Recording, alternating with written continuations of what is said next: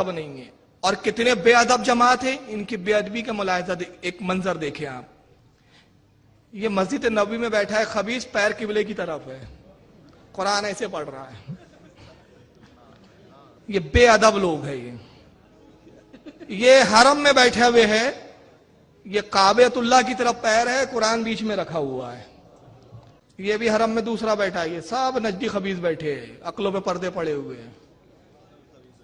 اب میں بخاری کی ایک زبانی حدیث سنا دیتا ہوں. انس ابن مالک سے روایت ہے, جلد نمبر 1.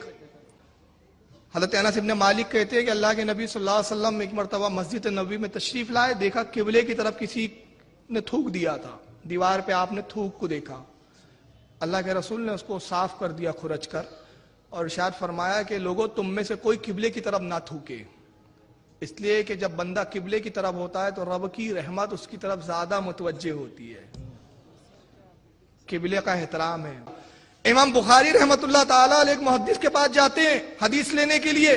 15 دن کا سفر کیا امام بخاری نے, اور اس محدث کے پاس جب پہنچنے کے بعد کہا کہ مجھے آپ سے ایک حدیث لینا ہے, میں نے سنا ہے کہ آپ کسی سے روایت کرتے ہیں, اپنے جد میں سے کسی سے, وہ حدیث مجھے سنائیے.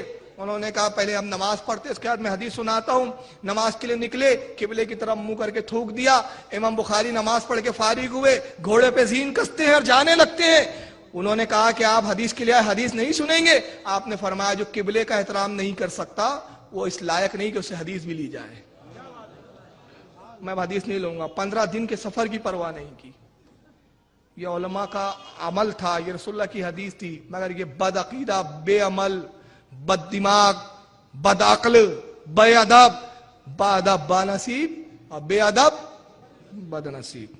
چلیے آئیے, اب ایک چیز اب حیرت زدہ رہ جائیں گے. کعبے کا تو احترام ایک الگ چیز تھی, قبلے کا احترام تو الگ چیز تھی, نماز کا بھی احترام نہیں ہے ان کے ہاں. یہ مسجد نبوی کا ڈائریکٹ لائی ہوتا ہے, آپ کو معلوم ہے.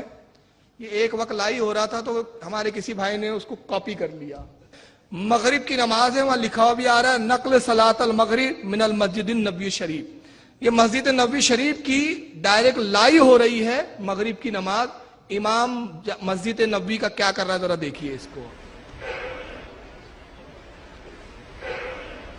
اللہ اکبر, اللہ اکبر. غور سے دیکھیے.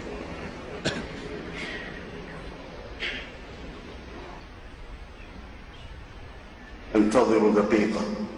موبائل آ گیا صاحب کا, میرے ہاتھ میں موبائل ہے, موبائل بچ گیا وہاں. تو آپ کہتے اتدرکوا دقیقہ, معمولی سی بات ہے, معمولی سی بات ہے. چلے انتظروا دقیقہ. مائک پہ اعلان کیے, چلو جان دو, بعد میں دیکھیں گے نماز کو.